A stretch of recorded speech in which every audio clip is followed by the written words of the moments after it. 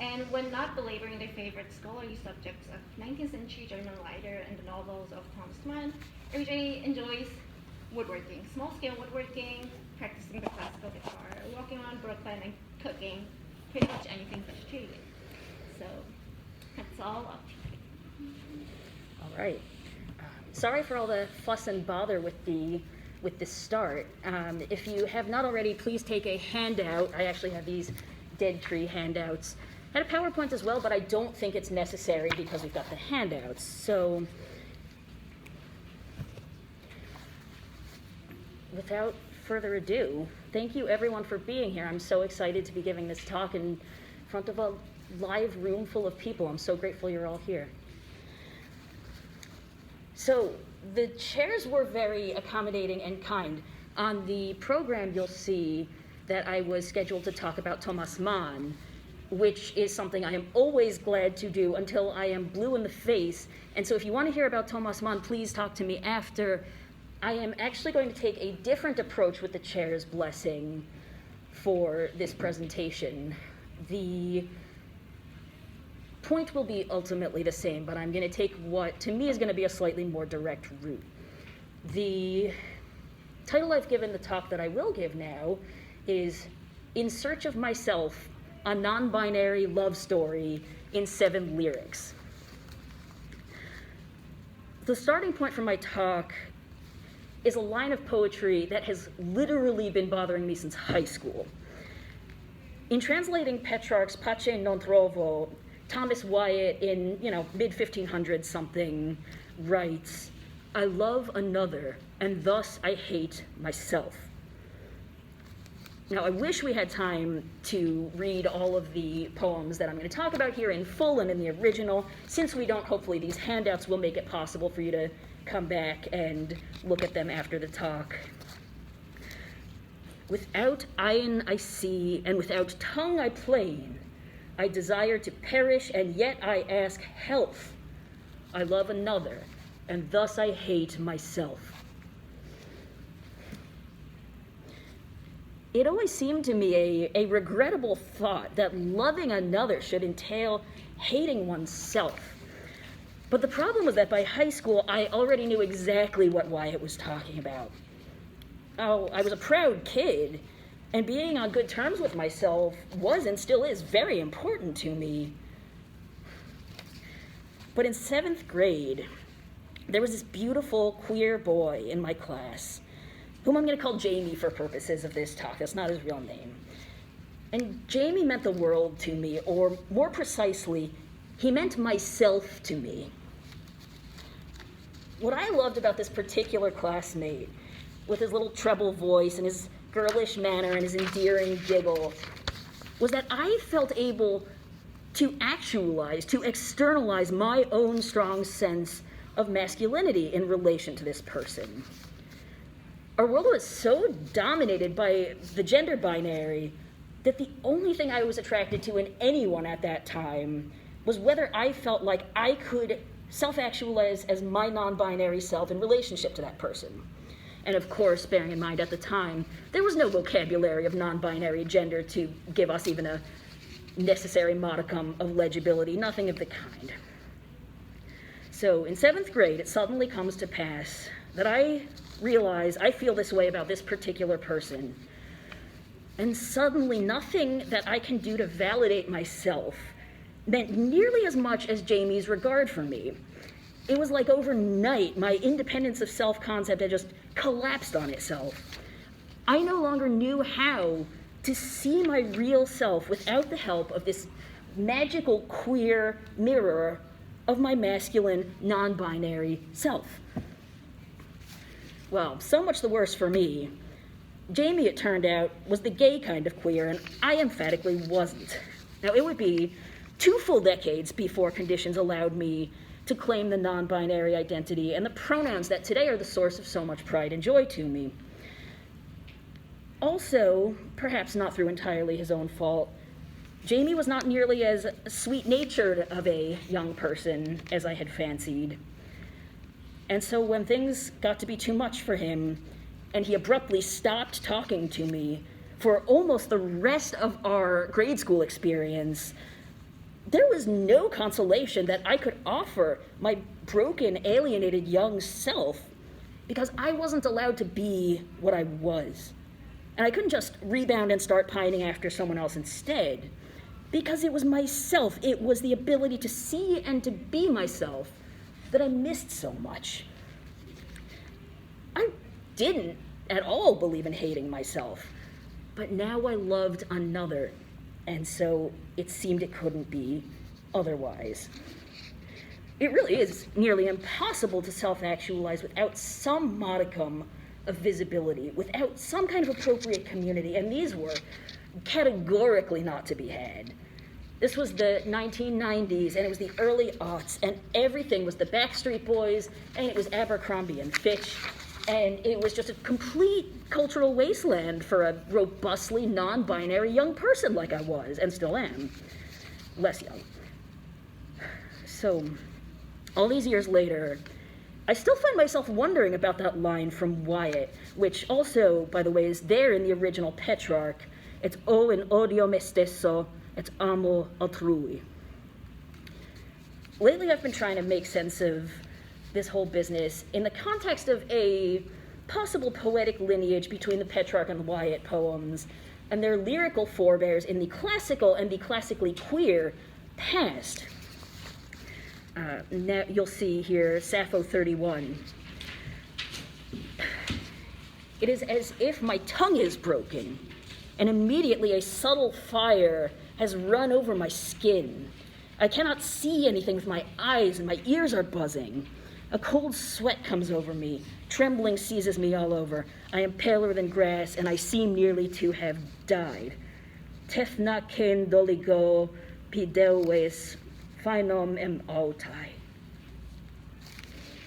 So, in the Sappho, the sense of masochistic obsession in the context of thwarted queer desire, ostensibly, it's not exactly expressly labeled as painful, although perhaps the fragmentary final stanza of the poem would have taken us there. But good God, does it not sound pleasant.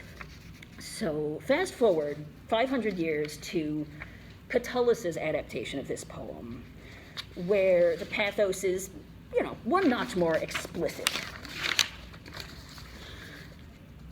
Catullus 51, when I see and hear you, Lesbia, it rips all the senses away from miserable me. Misero quod omnes erripit sensus mihi.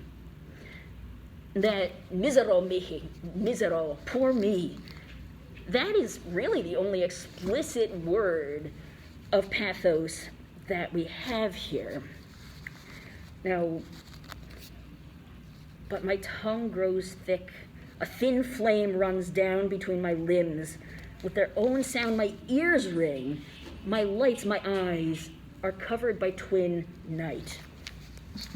So the Petrarch and the Wyatt poems seem to me to belong to this lineage both because of the shared masochistic valence of desire and also because of the format of the catalog of symptoms. Now, the now familiar trope of the physical paradox, the freezing and the burning of love, that is, as far as I know, new in the Petrarch and in the Wyatt. But this business of either losing your senses, losing your sense of sight, or retaining your senses but losing your sense organs, losing your very eyes, or as the case may be, your eye, that is retained from the classical models.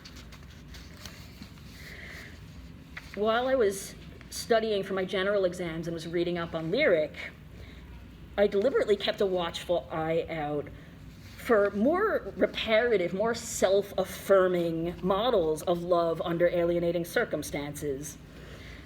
And for a minute, I thought I found one in Shakespeare in the 49th sonnet. But on closer inspection, the case seemed deeply ambiguous and fascinatingly so.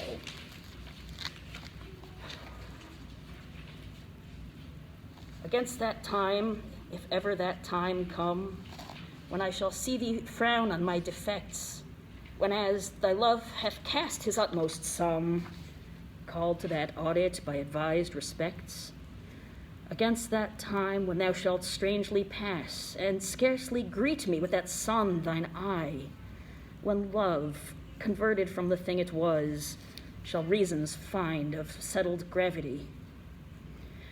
Against that time do I ensconce me here, within the knowledge of mine own desert, and this my hand against myself uprear, to guard the lawful reasons on thy part.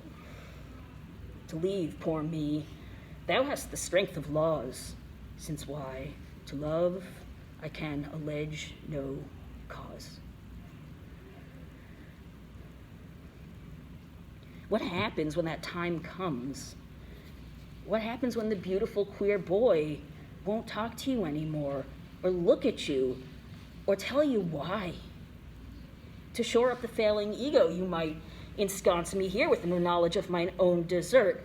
Leave if you must, one way or the other I know my worth. The problem is mine own desert to be loved, or to be, well, deserted? And now, picking up on the theme of the audit, now we're in a court of law, and this my hand against myself uprear. With this hand, I parry the blow of your rejection, or with this hand, I bear witness against myself, I testify against myself. By the end of the poem, it sure starts to seem the latter. You have credible reasons for leaving. To the idea of our love, the idea that you should love me, I can allege no cause. So this was no help, but it's fantastic poetry. And once again, I understand the sentiment better than I could possibly wish. Of course, this is one of the sonnets directed to Shakespeare's beautiful young man, and perhaps one very practical reason why, to love he can allege no cause. It's not as if they can get married or something. I found what to my mind is a similar melancholy thought in Houseman, A.E. Houseman, the gayest of the gay. He would not stay for me, and who can wonder? He would not stay for me to stand and gaze. I shook his hand and tore my heart in sunder, and went with half my life about my ways. Oy, oy, oy, oy, oy. Worse and worse. But good God, do I get it. He would not stay for me, and who can wonder? Because I'm the wrong thing. I'm the wrong gender. And in the end, it's my own hand that deals myself the fatal blow. I shook his hand and tore my heart in sunder, and went with half my life about my ways. Half my life. That's the heart of the matter. The wound isn't so much the loss of the other person, it's the loss of the wholeness of yourself. It's the loss of yourself. And what does it mean to lose yourself? It means to be prevented from fully existing as you really are. And to me, this is worse than being denigrated. And by the way, anything that falls outside the prescriptive gender binary so often is denigrated. I don't like that outfit, it's too androgynous. To me, even worse than this is being erased, being told, you can't possibly exist in the form that is your actual truest form, your real nature. For me, growing up, that meant being told I could either be a tomboy and grow out of my masculinity, or I could develop into a lesbian, or for goodness sake, I could at least be bisexual, because this would provide a suitable explanatory context for other people to make sense of my gender. But what if I failed to do either of these two things? What if I was equal parts unwilling and so uninterested in doing either of these things? Well, in that case, there was just no room for me. I just couldn't exist. I am happy and grateful to say that all these years later, I did eventually find a partner who could see me as I am, along with a multitude of friends on whom I depend every single day to help me see myself when I feel myself being erased again. I've been married to my beautiful non-binary partner, Nico, for 7 amazing years. And this relationship was different from the start, wonderfully different. because it was less like this obsessive, codependent, masochistic exercise in looking for a lost piece of myself, and more just a appreciative recognition of someone so special, someone whose qualities I wanted to add to my life, who I wanted to learn from, not out of need, out of respect, out of wonder, admiration, gratitude. A far better, happier, healthier, saner kind of love. But the kind of queer alienation I'm talking about, being deprived of your very self in the world outside your own head from childhood onward, that's not the kind of thing you just outrun by getting married or by doing any one thing, really. It takes years of healing, and it takes a genuine community, and it takes so much love from so many friends and also strangers who can help affirm the whole of who you really are. These points about the sense of fragmented or incomplete selfhood in relation to love and desire, to me, can be loosely summarized by Schiller's account of the naive and sentimental modes of lyric poetry. So Schiller, in that quite complicated essay, generally tends toward the idea that the aim of poetry is the search for wholeness and completeness, to the point. The, quote, naive poet feels all the powers of his humanity active. He stands in need of nothing, this quote from the Schiller, stands in need of nothing. He is a whole in himself. I think it shouldn't be too controversial to suggest the following poem by the young Goethe, generally understood as the paragon of the naive poet of Schiller's conception, although he certainly does not always write this way, as a paradigmatic example of what love might look like in a completely unfragmented, unalienated experience of self. O Mädchen, Mädchen, wie lieb ich dich, wie blickt dein Auge, wie liebst du mich? O maiden, maiden, how I love you, how you look at me, here's the eyes again, how you love me. The sentimental, Schiller's word, poet's mind, quote, is in motion, it is in tension. It wavers between conflicting feelings, whereas in the former, the naive poet's mind, as I meant to exemplify with my lied, it is calm, it is relaxed, it is at one and completely satisfied. Now, I definitely, for many reasons, do not want to imply some identity between queerness and Schiller's description of the sentimental affect, but I do think that the Schiller gets at the sense of incomplete selfhood that can arise as a result of queer alienation, and which I see expressed in all of the previous poems, several of which, though not all, specifically describe a queer experience of longing, Sehnsucht, as a monomaniacal form of self-debasement where the longing for the beloved, for the other, is really a longing for the self, a longing for true and complete self-actualization. To bring around to a conclusion, I'm going to rely on my favorite refrain from Adorno writing about Eichendorff. Longing opens out onto itself as its proper goal, just as the one who yearns experiences his own situation in the infinity of longing, its transcendence beyond all specificity, just as love is always directed as much to love itself as to the beloved. Love being directed as much to itself, to love itself, as to the beloved. Not quite the same thing as love being directed to oneself as much as to the beloved. But my instinct tells me that when the latter is a standing, a putatively lifelong condition, that it has a way of sliding into the former. Longing becomes a constant, a concrete presence, almost as if it took the place of that missing half of the self, the half my life that shook my hand and then just walked away. I remain unsettled in my sense of the relationship between self as the object of longing and longing as the object of longing. But this is, for me, one possible way to address my old problem of why and of how terrible that I love another and thus I hate myself. Now, to be clear, love doesn't have to be like that. Love is like that when you've been deprived of yourself, And even then, this doesn't mean you're doomed to codependency. It just makes it perilously easy to fall into such a painfully fractured state. And when that does happen, the introspective turn, the desire for the self, at least as much as for the beloved, well, that starts to make perfect sense. Thank you.